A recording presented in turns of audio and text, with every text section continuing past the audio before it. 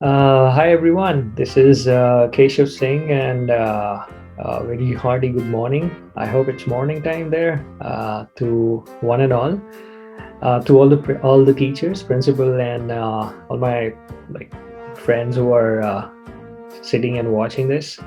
So I'll go with a brief introduction of myself. This is Keshav Singh, and I was a part of this school for almost all of my school time.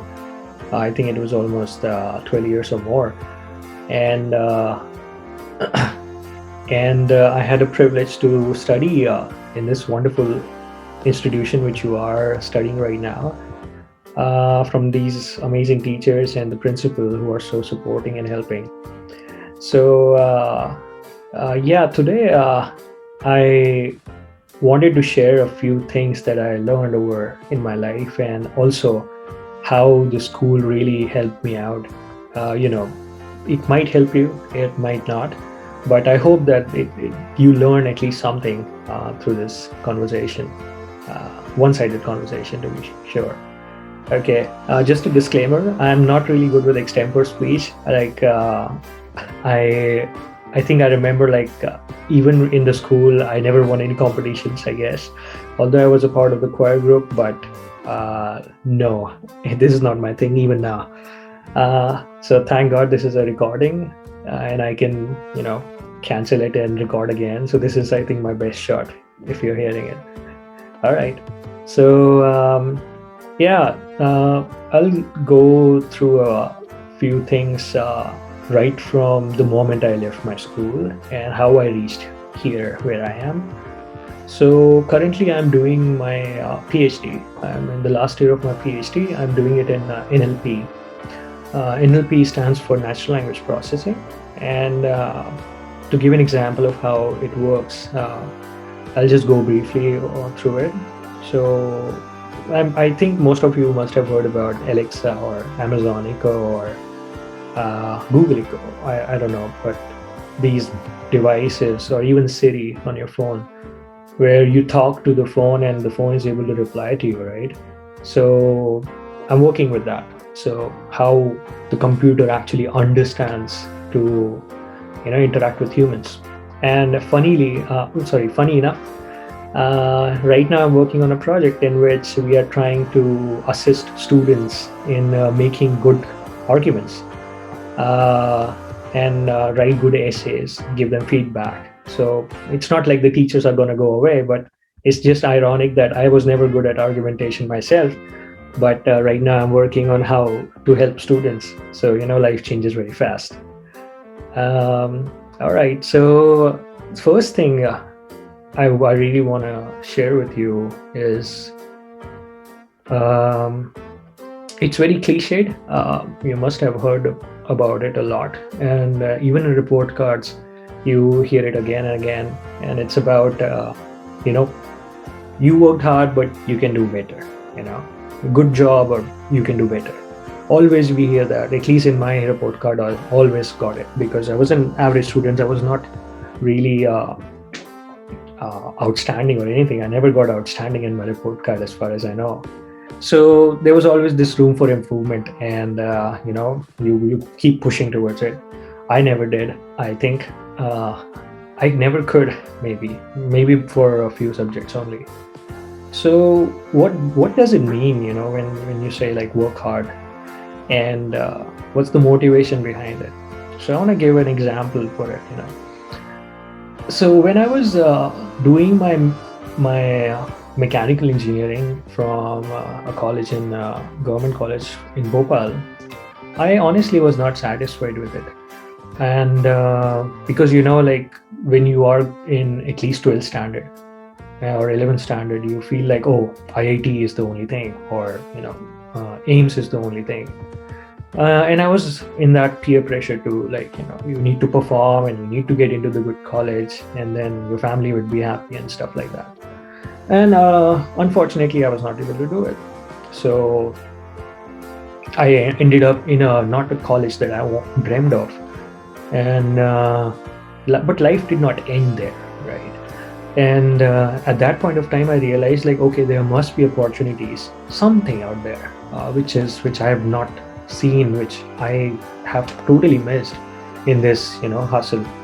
So I kept searching online, like even for us students, we don't want to pressure our parents, we don't want to pressure our family for financial burden or anything like that.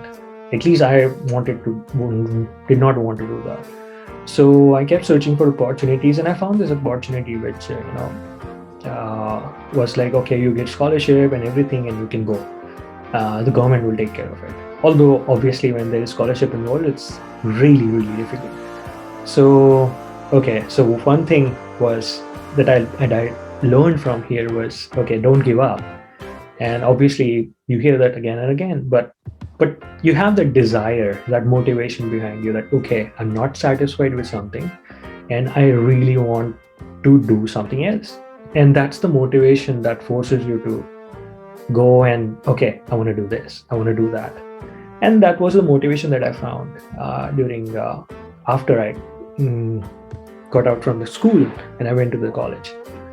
And I think that was one of the life-changing events in my life, because at first I did not clear it, and it was almost like a heartbreaking experience, because you clear the exam and everything, and at the end you mess up some paperwork and you get rejected.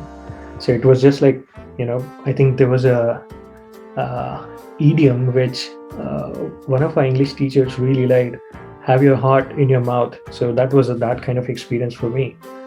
And literally it was so bad, but again, perseverance, right? So it means like don't get back by it, but you again hustle through it, and you go forward, and again you have the opportunity.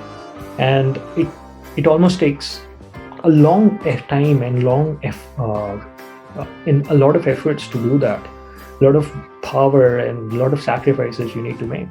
So ultimately I got through it, and today it has been almost 4 years since I have been in Japan, and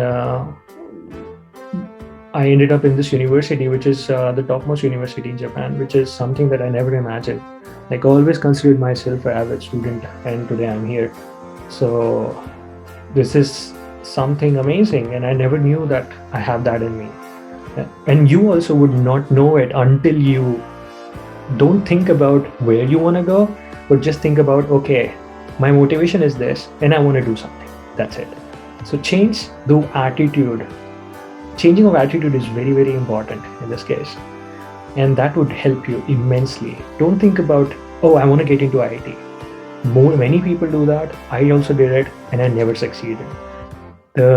If I would have thought about, like, okay, how to solve this problem, I love enjoying solving these problems, and what is the basic idea behind solving this problem. If you think like that, you would definitely crack anything you think of. And for me, it was like, okay, I don't want to be in this college. Obviously, it's not a good motivation, but it worked. And I ended up in the topmost university in Japan. So I never thought like, okay, I want to go to Japan because there are anime, there are beautiful culture and stuff like that. No, my motivation was like, okay, no burden on the family, and just get to a college where you can enjoy your life. And yeah, I am literally having an amazing time here, which brings me to the second and the last point, which you must have never heard. So there is a saying which you might hear a lot. It's called work hard, play hard. And I don't really agree with that, but I kind of changed it a little bit. So after coming here, and it's more like work hard, play harder, So the reason for doing that is because you put a lot of efforts. Anything you do, it's not like work little, play little. No, you always work hard every time, because that's what the society demands. And even in your class, like, teachers would tell you need to work hard, stuff like that. So it's very important that you reward yourself too. And if you put so much effort into studying right now, then it's very important that you enjoy or reap the benefits also really well. So this is one thing that I did. So once I came here, I had to, um, how should I say, apply for another exam, clear it. And my background was mechanical engineering. So I had literally zero idea about anything related to NLP, anything related to programming, nothing. I was lucky enough to get through it. But yeah, if I did not clear the exam, go back. So for 6 months, I did as much as I could. Just close myself in the door in my house, and like there was a small room, dormitory, and you just keep studying, studying. 4 months, just I mean, it's not like just lock yourself, don't even go out. Yeah, I went out also, and like sometimes had some relaxing time stuff. But your main focus is like you need a timetable, and that's another topic. But there's always a smart way, there's always a hard way. So keep the smart way also. And yeah, once you do it, and once you figure out everything, connect the dots, as you say, like you have your timetable, you have like, okay, this I have to complete today, this I have to complete that day. And once you fix the goal, plus minus 2 days is okay, plus minus 2 weeks is fine, but you will achieve it. Instead of procrastinating, like, okay, no, I can't do it. No, just do it. And if within 1 week, if even if you don't understand, the next week you will definitely do. Your mind will connect everything.